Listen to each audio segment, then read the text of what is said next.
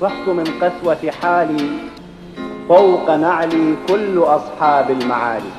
قيل لي عيب وكررت مقالي، ثم لما قيل لي عيب تنبهت إلى سوء عباراتي وخففت انفعالي، ثم قدمت اعتذارا لنعالي.